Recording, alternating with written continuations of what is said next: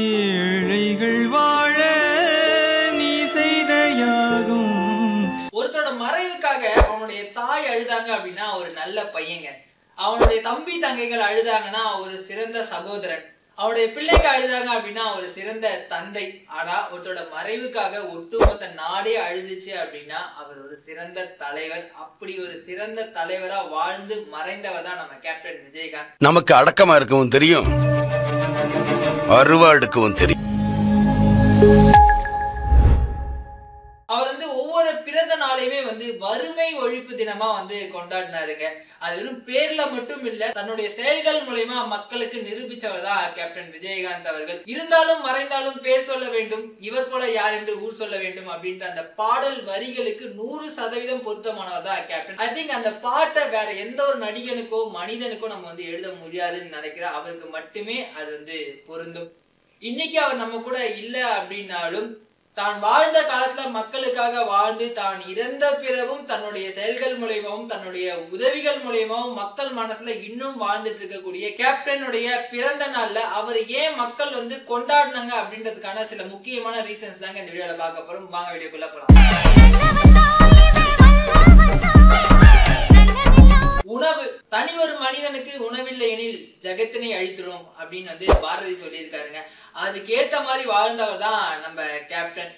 உனக்கு பசியா இருக்கா, நீ ஏழையா இருந்தாலும் சரி பணக்காரனா இருந்தாலும் சரி, படிச்சிருக்கியா படிக்கலையா வேலை செய்றியா இல்லையா, இதெல்லாம் எதுவுமே கிடையாது. உனக்கு பசிக்குதான் என் ஆபீஸ்க்கு நான் சாப்பாடு போடுறேன், வயிறார சாப்பிட்டு மனசார போய் வேலையை பாரு அப்படின்ற ஒரு கொள்கையோட வாழ்ந்தவர் தாங்க கேப்டன். நீங்க எல்லா மனுஷனுக்குமே ஹேட்டர்ஸ் அப்படின்ற ஒரு விஷயம் இருப்பாங்க. நீங்க திரைத்துறையில இன்னைக்கும் யார்கிட்டாலும் போய் கேட்டு பாருங்க, இவருக்கு எதிரா இவர் தப்பானவர் அப்படின்னு ஒரு வார்த்தை சொல்ற ஒரு பர்சன் கிடையாது. அதுதான் அவர் சேர்த்து வச்ச சொத்துங்க. உணவு அப்படின்ற ஒரு விஷயத்துல பாத்தீங்கன்னா ஷூட்டிங்ல நான் என்ன சாப்பிடறனோ அதே சாப்பாடு தான் கடைநிலை ஊழியனுக்கு வரைக்கும் நீங்க கொடுக்கணும் அப்படின்ட்டு அந்த ஒரு ட்ரெண்டை கிரியேட் பண்ணது கேப்டன் அவர்கள் தான். இது வரைக்கும் தமிழ் சினிமா இல்லைங்க, இந்திய சினிமாலே இப்படி ஒரு நடிகன் பண்ணியிருக்காரா அப்படின்னா அது ஒரு மிகப்பெரிய கொஸ்டின் மார்க் தான். நிறைய பேர் விஜயகாந்த் அவர்களை பார்த்து இன்னைக்கு அந்த ஒரு விஷயங்களை பண்ணிட்டு இருக்காங்க. அப்படி உணவுக்காக வாழ்ந்த, சோறு போட்டு மக்களுடைய பசியை தீர்த்த ஒரு தலைவர் தான் கேப்டன் விஜயகாந்த். மருத்துவ உதவிகள் மற்றும் கல்வி உதவிகள் இன்னைக்கும் பல கிராமங்கள்ல இந்த மெடிக்கல் கேம்ப் அப்படின்ற ஒரு விஷயம் பண்ணிட்டு இருக்காங்க. ஆனா அதுக்கு விதை போட்டவர் நம்ம கேப்டன் அவர்கள் தாங்க. அவர் நடிகனா இருந்த காலகட்டத்துல இருக்கட்டும் சரி, அரசியல்வாதியா இருந்த காலகட்டமா இருந்தாலும் சரி, அந்த மருத்துவ முகாம் அப்படின்ற ஒரு விஷயத்த தன்னுடைய சொந்த செலவுல, அதாவது குக்கிராமம் அப்படின்னு சொல்லுவாங்க இல்லையா, அந்த மாதிரியான கிராமங்களுக்கு கூட மருத்துவ சேவைகளை கொடுத்தவர் தான் கேப்டன் விஜயகாந்த். பல அறுவை சிகிச்சைகளை செஞ்சு கொடுத்திருக்காரு. கண்தான முகாமா இருக்கட்டும் இல்ல ரத்த தான முகாமா இருக்கட்டும், இந்த எல்லா விஷயத்தையும் தன்னுடைய ரசிகர்களோட சேர்ந்து தமிழகம் முழுக்க பண்ணவர் தான் நம்ம கேப்டன். அது மட்டும் இல்லாம அந்த கல்வி அப்படின்ற ஒரு விஷயம் வரும்போது பல குழந்தைகளுடைய படிப்பு செலவுக்கு உதவி இருக்காருங்க. ஸ்கூல் ஃபீஸா இருக்கட்டும், காலேஜ் ஃபீஸா இருக்கட்டும் இல்ல மேற்படிப்புகளுக்கான செலவுகளா இருக்கட்டும், எல்லாத்தையுமே ஏற்று இன்னைக்கு பல பேர் படிச்சு ஒரு நல்ல நிலைமையில இருக்காங்க அப்படின்னா அதுக்கு மிக முக்கியமான காரணம் நம்முடைய புரட்சி கலைஞர். மக்கள் சார்ந்த பிரச்சனைக்கு ஆளா குரல் கொடுப்பாருங்க. அது காவிரி பிரச்சனையா இருக்கட்டும், யாரும் தண்ணி வாங்கி கொடுக்கறேன்னு சொல்றதுக்கு இங்க யாரு இருக்கா, வாங்கி கொடுக்கறங்கிற தைரியம் எங்க இருக்கு, இல்ல முல்லை பெரியார் பிரச்சனையா இருக்கட்டும், பல நடிகர்கள்லாம் தயங்குவாங்க, எனக்கு அங்க மார்க்கெட் இருக்குப்பா, நான் அந்த மக்களை எதிர்த்து பேசினேன் அப்படின்னா என் நிலைமை என்ன ஆகும், என் படம் என்ன ஆகும் அப்படின்னு யோசிப்பாங்க. ஆனா அப்படிலாம் கிடையாது. தமிழனுக்கு ஒரு பிரச்சனை நான் நிப்பண்டா அப்படின்னு ஆளா களத்துக்கு நின்னவர் தான் கேப்டன் விஜயகாந்த். தமிழன் என்று சொல்லடா தலை நிமிர்ந்து நில்லடா அப்படின்னு சொல்லுவாங்க. அதுக்கு பொருத்தமானவர் தாங்க நம்ம கேப்டன். எந்த பிரச்சனையா இருந்தாலும் ஆளா இவர்கிட்ட இருந்தாங்க அறிக்கை வரும், இவர்கிட்ட தான் நிவாரணம் வரும். அந்த மாதிரி தமிழர்களுக்காக வாழ்ந்த ஒரு தலைவன் அப்படின்னா அது கேப்டன் சொல்லலாம். அந்த கதர் வேட்டி சட்டை போட்டு எங்க போனாலும் கம்பீரமா போவாருங்க. அதுதான் தமிழனுக்கான அடையாளம் அப்படின்ட்டு இந்த உலகத்துக்கு எடுத்து காட்டினவர் தான் நம்ம கேப்டன். திருமணங்கள், அதாவது இவர் சார்பில் இவரோட செலவுல பல ஏழை எளிய குடும்பத்தில் இருக்கக்கூடிய ஆண்களுக்கும் சரி பெண்களுக்கும் சரி இலவசமா திருமணம் செஞ்சு வச்சிருக்காருங்க. மகிழ்ச்சி திருமணம் அப்படின்ற ஒரு பெயர்ல கிட்டத்தட்ட 1000க்கும் மேற்பட்டவங்களுக்கு திருமணம் செஞ்சு வச்சிருக்காரு. அது மட்டும் இல்லாம அந்த சீர்வரிசை அப்படின்னு சொல்லுவாங்க இல்லையா, அதை அள்ளி அள்ளி கொடுத்த வள்ளல் தான் நம்ம கேப்டன் விஜயகாந்த் அவர்கள்.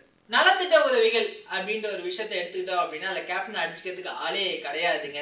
இலவச வேட்டி சேலையா இருக்கட்டும், லேப்டாப், சைக்கிள், தையல் மிஷின், இப்படி ஒவ்வொரு வருடமும் தன்னுடைய பிறந்த நாளுக்கு தன்னால முடிஞ்ச அளவுக்கு மக்களுக்கு அள்ளி அள்ளி கொடுத்தவர் தான் கேப்டன். இன்னைக்குமே நீங்க மக்கள்கிட்ட போய் விஜயகாந்தை பத்தி கேட்டீங்க அப்படின்னா ஒரு வார்த்தை கூட யாருமே தப்பா பேச மாட்டாங்க. ஐ திங்க் அதுதான் அவர் சேர்த்து வச்ச சொத்து. அந்த காசு பணம் எல்லாத்தையும் தாண்டி மக்கள் அவர் மேல வச்சிருக்கக்கூடிய அந்த அன்பு இருக்கு இல்லையா, அது இன்னும் எத்தனை வருடங்கள் ஆனாலும் கொஞ்சம் கூட குறையாதுங்க. சரி, சினிமாவில் வந்து பல பண்ணிட்டாரு, பல விஷயங்களை வந்து பண்ணிட்டாரு. குறிப்பா வந்து சினிமா பத்தி சொல்லணும் அப்படின்னா இந்த நடிகர் சங்கத்தினுடைய கடனை அடைச்சதுங்க. ஏன்னா வந்து அவர் தலைவரா இருந்தக்கூடிய அந்த பீரியட்ல தான் வந்து பாத்தீங்கன்னா தமிழ் சினிமாவின் பொற்காலம் அப்படின்னே சொல்லலாம். எல்லா ஜூனியர் ஆர்டிஸ்டா இருந்தாலும் சரி, லைட்மேனா இருந்தாலும் சினிமாவில் வேலை செய்யற அத்தனை பேருமே சந்தோஷமா இருந்த ஒரு காலகட்டம் அவருடைய காலகட்டம் தாங்க. அவர் தலைவரா இருந்த போது வந்து பாத்தீங்கன்னா நடிகர் சங்கத்துக்கு நிறைய கடன் இருந்துச்சு. அது எல்லாத்தையுமே அடைச்சி லாபத்தோட விட்டுட்டு போனவர் தான் நம்ம கேப்டன். அந்த நிர்வாகத்திறன் அப்படின்ற ஒரு விஷயம் இருக்கு இல்லையா, நான் ஆட்சிக்கு வந்தா என்ன பண்ணுவேன் அப்படின்றத அதுக்கு முன்னாடியே வந்து அந்த நடிகர் சங்க தலைவராக இருக்கும் போது செஞ்சு காமிச்சதாங்க கேப்டன் விஜயகாந்த் அவர்கள். அதுக்கப்புறம் அரசியலுக்கு வராரு. 2005 தேசிய முற்போக்கு திராவிட கழகம் அப்படின்ற ஒரு கழகத்தை தொடங்குறாரு.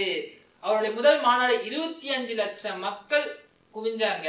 அது தன்னெழுச்சியா வந்த கூட்டம். இன்னைக்கு வந்து பல நடிகர்கள் பல அரசியல் தலைவர்களுக்கான மாநாட்டுல கூட்டம் குவிது. அது ஒரு பக்கம் இருந்தாலும் கூட அதுக்கு எல்லாத்துக்கும் முன்னோடியா இருந்தவர் நம்ம கேப்டன் விஜயகாந்த் அவர்கள் தான். ஏன்னா அவர் அந்த அரசியல சுறுசுறுப்பா இருந்த அந்த காலகட்டத்துல வந்து பாத்தீங்கன்னா நீங்க எப்ப தேமுதிக அலுவலகம் போனாலுமே அந்த கேட்ஸ் ஓப்பனா தான் இருக்கும். நீ எந்த தொகுதியா இரு, யாரா வேணா இரு, உனக்கு ஒரு உதவி அப்படின்னு நீ மனு கொடுத்த அப்படின்னா தன்னால முடிஞ்ச உதவிய வந்து அது வந்து அவர் தொகுதியோ இல்லையோ அதெல்லாம் வந்து பார்க்க மாட்டாருங்க. நீங்க மனு கொடுத்தீங்க அப்படின்னா அதுக்கான அந்த தீர்வை கொடுக்கக்கூடியதான் நம்ம கேப்டன். அதே மாதிரி வந்து அவர் எம்எல்ஏவா இருந்த விருதாச்சலம் தொகுதி, அந்த தொகுதி வந்து பார்த்தீங்கன்னா அந்த காலகட்டத்துல தமிழகத்தினுடைய முதன்மை தொகுதியா இருந்துச்சு. சாலை வசதிகளா இருக்கட்டும், குடிநீர் வசதிகளா இருக்கட்டும், மக்களுக்கான அடிப்படை தேவைகளா இருக்கட்டும், அங்க இருக்கக்கூடிய ஸ்கூல் ஸ்டூடெண்ட்ஸ்க்கு லேப்டாப் கொடுக்கறதா இருக்கட்டும், எல்லாமே தன்னுடைய சொந்த செலவுல பண்ணி காமிச்சவர் தான் விஜயகாந்த் அவர்கள். அரசு சார்பில் நிதி வரும், அதை தாண்டி தன்னுடைய சொந்த செலவுல அந்த ஒரு தொகுதியை உயர்த்தினவர் தான் நம்ம கேப்டன். அதுக்கப்புறம் வந்து அரசியல்ல பல பிரச்சனைகள் பல விஷயங்கள் இது எல்லாமே இருந்துச்சுங்க. அது நம்ம இல்லைன்னு சொல்லலை. பட் இருந்தாலும் அதை தாண்டி வந்து இந்த பேரிடர் காலங்கள் இருக்கு இல்லையா, எப்பவுமே இந்த டிசம்பர் மந்தா இருக்கட்டும் இல்லை வந்து இயற்கை சீற்றங்களா இருக்கட்டும், இந்த மாதிரியான விஷயங்கள்லாம் வரும்போது முதல் ஆளா களத்துல இறங்குறது தான் நம்ம கேப்டனுங்க. ஏன்னா வந்து நீங்க 2004 சுனாமியா இருக்கட்டும், 2015 வெள்ளமா இருக்கட்டும், நீங்க வந்து சென்னையில இருந்தீங்க அப்படின்னா கண்டிப்பா விஜயகாந்த் அவர்களை நீங்க பார்த்திருப்பீங்க. அந்த வேட்டியை மடிச்சு கட்டி அந்த களத்துல இறங்கி வந்து அப்படியே சிங்கம் மாதிரி உதவி பண்ணுவாருங்க. தன்னுடைய ரசிகர்கள் மூலியமா தமிழகம் முழுக்க வந்து பல உதவிகள் அந்த இயற்கை பேரிடர் காலங்கள்ல உணவா இருக்கட்டும், தண்ணீரா இருக்கட்டும், மருத்துவ பொருட்களா இருக்கட்டும், இது எல்லாத்தையுமே கொடுத்து மக்களை வந்து காப்பாற்றினவர் தான் கேப்டன். நான் மட்டும் நல்லா இருந்தா போதாதுப்பா, மக்கள் இந்த பேரிடர் காலங்களை வந்து கஷ்டப்படுறாங்க, அவங்களுக்காக நம்ம வந்து களத்துல இறங்கணும். அதாவது வந்து அவங்க ரசிகர்கள்ட்ட சொன்னா பண்ணியிருப்பாங்க, இந்த மாதிரி இந்த தொகுதி பார்த்துப்பா அந்த தொகுதி பார்த்துப்பா அப்படின்னா பண்ணியிருப்பாங்க. ஆனா நான் களத்துல இறங்கணும், என்ன வாழ வச்ச மக்களுக்கு நான் வந்து அவங்களுடைய கஷ்டமான காலத்துல உதவி செய்யணும் அப்படின்ட்டு வந்து வாழ்ந்தவர் தான் நம்ம கேப்டன் விஜயகாந்த். அரசியல்ல பல வெற்றிகள் பல தோல்விகள் இதெல்லாமே ஒரு பக்கம் இருந்தாலும் கூட அவர் இருந்த அந்த பீரியட் ஆஃப் டைம் அப்படின்றது வந்து அரசியல் வந்து ஒரு அவ்வளோ வந்து ஒரு எப்படி சொல்றது ஒரு உத்வேகமா இருந்துச்சு. கலைஞர் அவர்களும் சரி ஜெயலலிதா அவர்களும் சரி பீக்ல இருந்த போது கட்சி தொடங்கின ஒரே தலைவன் வந்து நம்ம கேப்டன் விஜயகாந்த் அவர்கள் தாங்க. இன்னைக்கு அவரை பின்பற்றி நடிகர் விஜய் வந்திருக்காரு. என்னுடைய அண்ணன் புரட்சி கலைஞர் கேப்டன் விஜயகாந்த். எல்லாத்தையும் தாண்டி அவங்க 2 பேரும் பீக்ல இருக்கும் அரசியல் செய்யறதுன்றது சாதாரண விஷயம் கிடையாது. ஏன்னா வந்து 2 பேருமே 2 லெஜெண்ட்ஸ். தமிழகத்தினுடைய கிட்டத்தட்ட 50 ஆண்டு கால அந்த அரசியல் வரலாற்றுல ஆட்சி செஞ்சவங்க இவங்க 2 பேர். இவங்க 2 பேரை எதிர்த்து ஒருத்தன் வரான் அப்படின்னா அதுக்கு எவ்வளவு தைரியம் இருக்கணும், எவ்வளவு தில் இருக்கணும் அப்படின்னு வந்து யோசிச்சு பாருங்க. இப்படி பல விஷயங்கள் சொல்லிட்டே போலாங்க அவரை பத்தி. பல நேரங்கள்ல வந்து மக்களுக்காக நின்னவர்தான் விஜயகாந்த். அவர் இருந்த வரைக்கும் மக்களுக்காக எவ்வளவு செய்ய முடியுமோ அவ்வளோ உதவிகளை வந்து செஞ்சிருக்காரு. வாழ்ந்தான் வாழ்ந்தான் மக்களுக்காகவே வாழ்ந்தான் அப்படின்ட்டு வந்து விஜயகாந்த் அவர்களை நம்ம சொல்லலாம். இன்னும் அவரை பத்தி சொல்லிட்டே போலாங்க, அதுக்கு ஒரு வீடியோ பத்தாது. நேரம் கண்டி நான் அதோட இதை முடிச்சுக்கிறேன். உங்களுக்கு விஜயகாந்த் அவர்களை எந்த அளவுக்கு பிடிக்கும், உங்களுக்கு அவர் என்ன உதவி பண்ணியிருக்காரு அப்படின்றத வந்து கமெண்ட்ல பதிவு பண்ணுங்க. நம்ம எல்லாரும் சேர்ந்து விஜயகாந்த் அவருடைய பிறந்த நாள்ல அவர் வந்து கொண்டாடுவோம். நன்றி.